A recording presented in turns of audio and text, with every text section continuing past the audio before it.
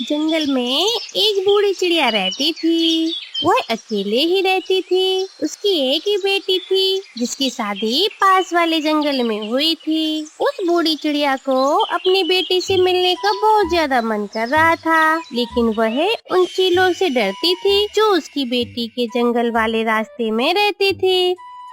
अगर मैं ऐसे ही उन चीलों से डरती रहूंगी तो मैं कभी भी अपनी बेटी से नहीं मिल पाऊंगी। पूरा 1 साल हो गया है अपनी बेटी को देखे हुए। जो मेरे भाग में होगा देखा जाएगा। मैं तो आज अपनी बेटी से मिलने जरूर जाऊंगी। और फिर ऐसे सोचते हुए वो बूढ़ी चिड़िया अपनी बेटी से मिलने चल पड़ती है। अभी वो थोड़ा ही उड़ी थी कि वह थक जाती है और वह एक पेड़ पर जाकर बैठ जाती है। माँ जी, कहाँ जा रही हैं आप? बेटा मेरी बेटी रहती है पहाड़ों वाले जंगल में। मैं उससे मिलने जा रही हूँ। लेकिन माँ जी, ध्यान से जाना, रास्ते में तो खतरनाक चील रहती हैं, उनका तो पता ही होगा आपको। हाँ पता है बेटा, लेकिन मेरा मन बहुत उदास था अपनी बेटी से मिलने के लिए। बस इसीलिए चल दी। अब मुझे चलना होगा। अब मैंने थोड़ा सा आराम भी कर लिया है। और फिर वह बूढ़ी चिड़िया फिर से उठ जाती है और वह फिर से खतरनाक पहाड़ की तरफ जाने लगती है। और फिर इस खतरनाक पहाड़ से गुजरने में सब पक्षी डरते थे और वो तो थी बूढ़ी चिड़िया और बहुत ही ज्यादा कमजोर, इसलिए वह ज्यादा तेज नहीं उड़ सकती थी। वो आहिस्ता आहिस्ता उड़ रही थी कि अचानक से उसके सामने एक बड़ी चील आ जाती है। बूढ़ी अम्मा जी, आप कहाँ जा रही हो? इस उम्र में थोड़ा आराम कर लो।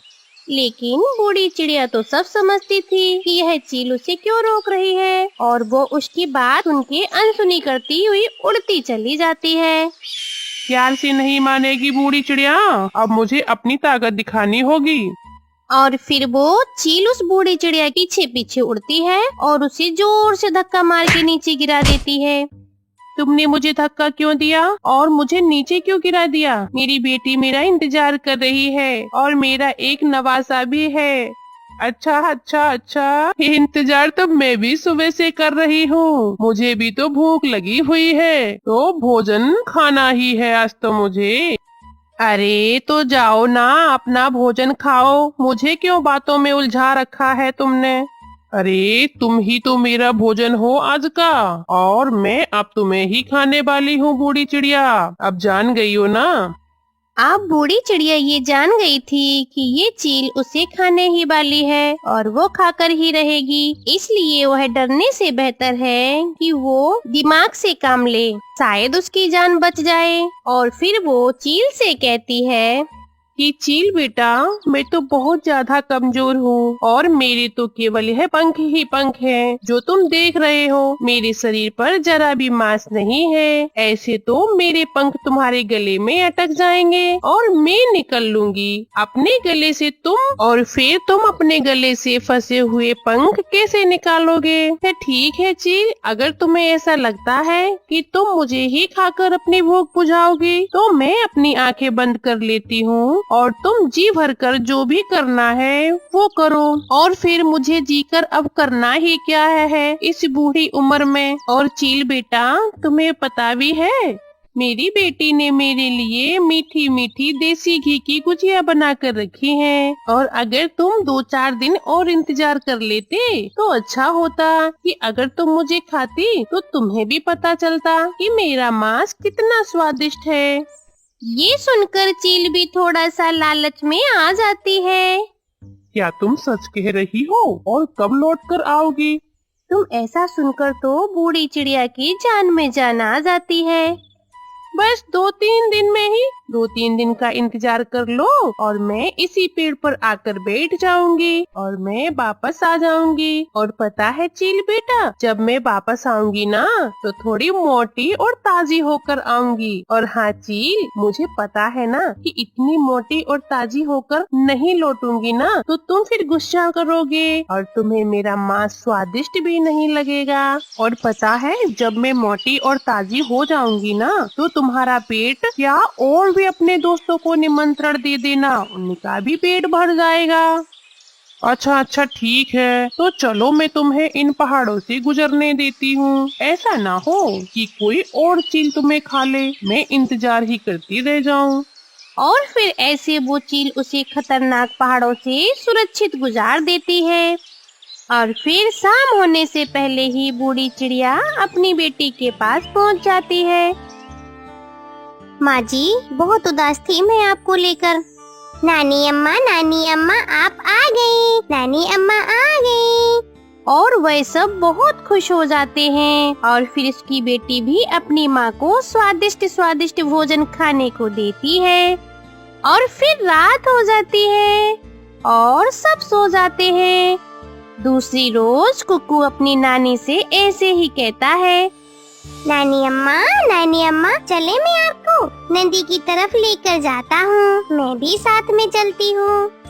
और ऐसे फिर वो तीनों नदी की तरफ जाते हैं। वहाँ रानो चिड़िया अपनी माँ को अपने दोस्तों से मिलाती है। माँ जी, ये कबूतर है। यह मेरा बहुत ही अच्छा दोस्त है और हमारे घर के पास ही रहता है। जीते रहो कबूतर बेटा।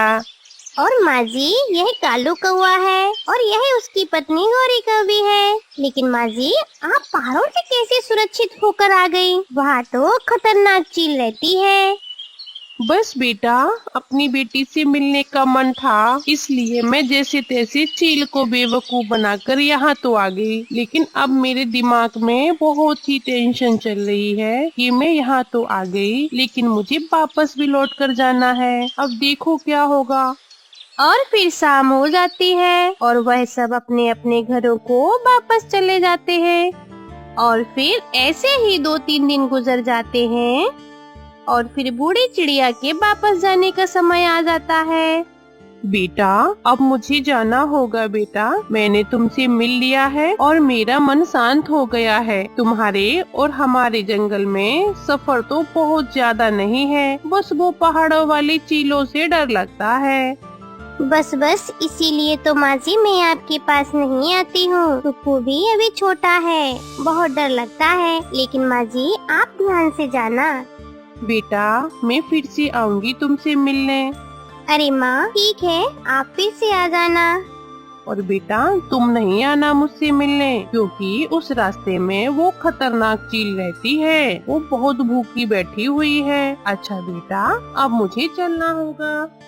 और फिर वो बूढ़ी चिड़िया वहाँ से वापस घर अपने चल देती है। और वो बूढ़ी चिड़िया ज्यादा तेज तो उड़ नहीं सकती थी, इसलिए वह आहिस्ता आहिस्ता उड़ती है। और फिर वो खतरनाक चोंच वाला चील का इलाका शुरू हो जाता है। वो अभी उस रास्ते में दाखिल ही हुई थी कि वहाँ पर एक मोटी और लंबी चोंच वाली चील आकर उसे रोक लेती है। कहाँ जा रही हो बूढ़ी चिड़िया? मैं मोटी होने गई थी अपनी बेटी के यहाँ। वो सामने वाली पेड़ पर जो एक चील बैठा है, उसे मुझे खाना है। आप मुझे ना खाएं, मैं तो सीधा उसके पास ही जा रही हूँ। वो बूढ़ी चिड़िया उस चील को यह बता रही थी। वो वाली चील भी आ जाती है दूसरी वाली। मैं तो अपने वादे के मुताबिक खुद ही आ रही थी तुम्हारे पास, लेकिन मुझे इस बड़ी चील ने रोक लिया और यह मुझे खाने ही वाली थी। अरे, लेकिन मैंने तुम्हें बताया ना कि इस बूढ़ी चिड़िया को पहले मैंने देखा है और इसे मैं ही खाऊंगी। मैं इतनी मोटी और ताजी तुम्हारे लिए होकर नहीं आई हूँ। मुझे अगर खाएगी ना तो ये मेरा चील बेटा भूखा ही रह जाएगा। और फिर ऐसे कहते हुए वो बड़ी चील दूसरी चील पर हमला कर देती है और वो आपस में लड़ना शुरू कर देती है। और फिर बूढ़ी चिड़िया की नजर नीचे एक कद्दू पर पड़ती है और वो जाकर के जल्दी से उस कद्दू में छुप जाती है।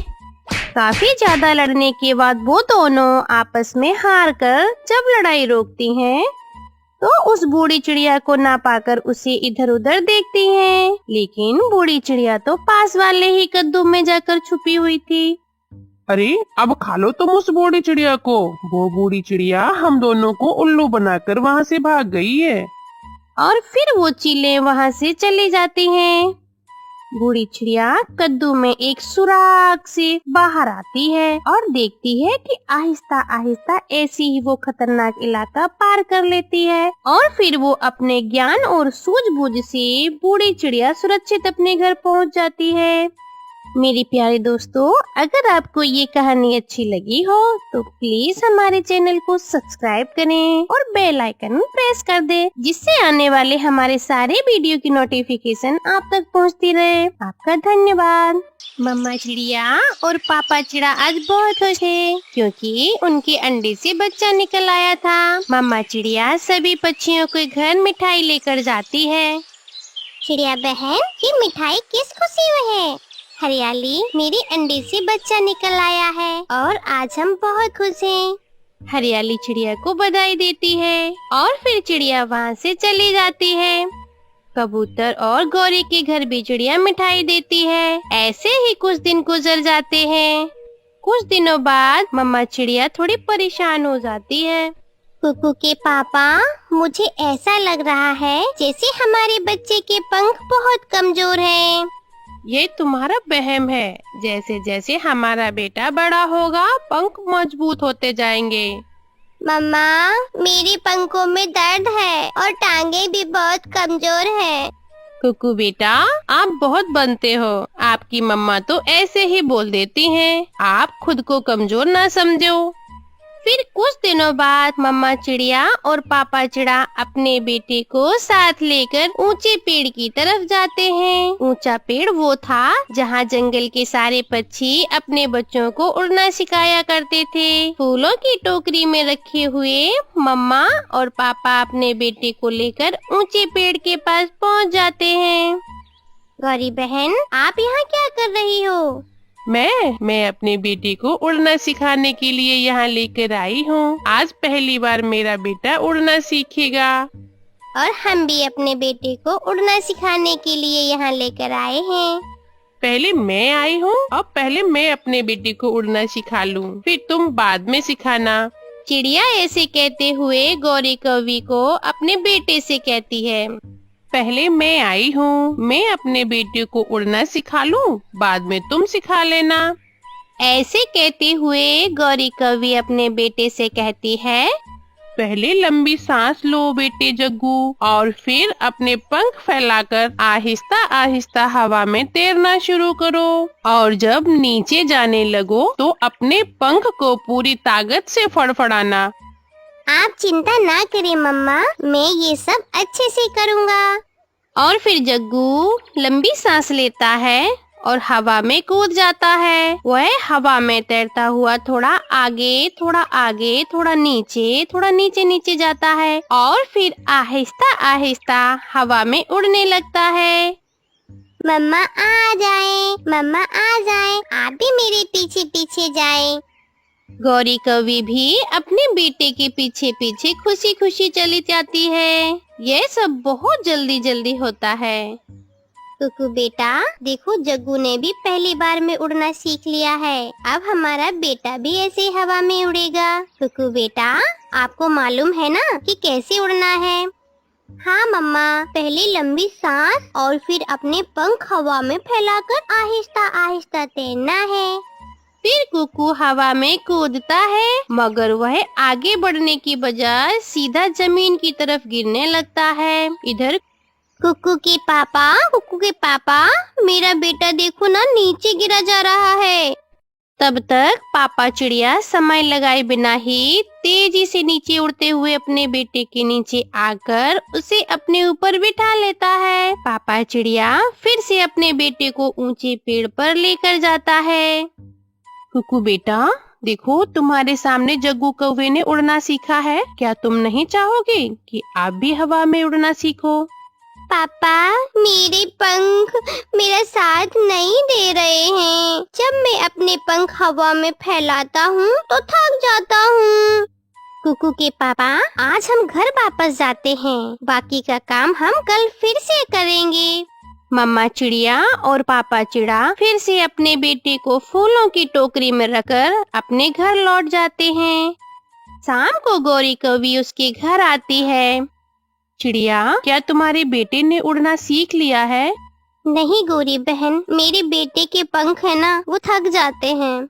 तुम ऐसा करो, इसके पंखों पर गरम पट्टी बांधो और इसे घर से बाहर ना निकलने देना, क्योंकि धूप से बचाना होगा। और फिर तुम अपने बेटे को फिर से कोशिश कराना, देखना तुम्हारा बेटा उड़ सकेगा। गौरी चली जाती है और मम्मा चिड़िया अपने बेटे के पंखों पर पट्टी बांध देती है। पापा चिड़िया भी भोजन लेकर आ जाता है। कुकू की मम्मा कुकू के पंखों पर पट्टी क्यों बांधी है? अरे गौरी कौवी ने बताई थी, उसी ने कहा था कि पट्टी पंखों पर बांध देना और उसे धूप में नहीं निकलने देना, इसके बाद तुम्हारा बेटा उड़ सकेगा, इसलिए मैंने ऐसा किया है। अच्छा ठीक है। मम्मा, पट्टी से मेरे पंखों में दर्द होने लगा है। ऐसे ही दिन गुजर जाते हैं। मम्मा चिड़िया और पापा चिड़ा फिर से अपने बेटे को ऊंचे पेड़ पर लेकर जाते हैं, मगर आज भी वह उड़ नहीं पाता। वो जैसे ही छलांग लगाता है नीचे गिरने लगता है। पापा चिड़िया फिर से अपने बेटे को उठा लेता है और बहुत निराश होकर वह फिर से अपने घर लौट आते हैं। घर में कुकू की नानो आई हुई थी। आप सब कहाँ गए हुए थे बेटा? माँ, कुकू को उड़ना सिखाने के लिए हम ऊंचे वाले पेड़ पर गए थे, मगर कुकू इस बार भी उड़ नहीं सका। अरे, किसी डॉक्टर को दिखाया है क्या? नहीं माँ, अभी तक तो नहीं दिखाया। गौरी कवि ने कहा था कि इसके पंखों पर पट्टी बांध दो और उसे धूप में नहीं निकलने देना। बेटी, ये सब घरेलू टोटके आजमाने से पहले हमें जरूर किसी डॉक्टर से मिलना चाहिए। हो सकता है कुकू में किसी विटामिन की कमी हो। तो फिर हम आज ही कुकू को बुलबुल डॉक्टर के पास लेकर जाते हैं। फिर मम्मा और पापा चिड़िया फूलों की बनी हुई टोकरी उठाते हैं जिसमें कुकू बैठा हुआ था और वो बुलबुल डॉक्टर के पास लेकर जाते हैं। आप तो ऐसे ही परेशान हैं। आपके बेटे में विटामिन डी की कमी है। इसे दिन में 2 घंटे धूप में बिठाया करो, हर रोज दूध दिया करो और अंडा दिया करो। ऐसा करने से विटामिन डी की कमी पूरी हो जाएगी। मगर गौरी कवि ने कहा था कि इसे धूप में नहीं निकलने देना। अरे वो क्या डॉक्टर है? ऐसे ही घरेलू टोटके आजमाने से कई पक्षी सारी जिंदगी के लिए अपाहिज हो जाते हैं। कोई भी मामला घर पे ऐसा हो तो सबसे पहले डॉक्टर से मिलना चाहिए। हम शर्मिंदा हैं बुलबुल डॉक्टर, ये हमारी ही गलती है कि हम पहले आपके पास नहीं। माँ, आपने ठीक ही कहा था, कुकू में विटामिन डी की कमी है, फिर तो इसे दूध अंडा देना ही होगा। हाँ माँ, इसे हर रोज 2 घंटे धूप में भी बिठाना होगा। फिर मम्मा चिड़िया और पापा चिड़ा उस दिन के बाद हर रोज अपने बेटे को 2 घंटे के लिए घर के बाहर धूप में लेकर बैठने लगे। पापा चिड़िया अपने बेटे के लिए अंडा भी लेकर आता था और मम्मा चिड़िया कबूतर की दुकान से दूध लेकर आती थी। 5 दिन ही हुए थे कि कुकू खुद में बहुत ताकत महसूस करने लगा था। मम्मा चलें? कहाँ बेटा? मम्मा, ऊंचे पेड़ की तरफ। मुझे महसूस हो रहा है कि अब मैं उड़ सकूंगा। मेरा बेटा जरूर उड़ेगा। मम्मा और पापा चिड़िया अपने बेटे को ऊंचे पेड़ पर लेकर जाते हैं। कुकू लंबी सांस लेता है और छलांग लगाता है, मगर आज तो कुकू नीचे जाने की बजाय पूरा पंख फैलाकर ऊपर ही बढ़ता जाता है। और फिर थोड़ी देर बाद कुकू अच्छे से उड़ने लगता है, जिसे देखकर मम्मा चिड़िया और पापा चिड़ा बहुत खुश होते थे। पापा चिड़िया अपने बेटे को नीचे नीचे और मम्मा चिड़िया अपने बेटे के ऊपर ऊपर उड़ने लगते हैं, मगर कुकू उन दोनों से आगे निकल जाता है। प्यारे दोस्तों, इस कहानी से हमें सीख मिलती है कि कोई भी बीमारी हो या कोई भी प्रॉब्लम हो तो सबसे पहले डॉक्टर से मिलें, ना कि घरेलू टोटके करें, क्योंकि डॉक्टर तो हमेशा से ही हमें बेहतर गाइड कर सकते हैं। आपका धन्यवाद।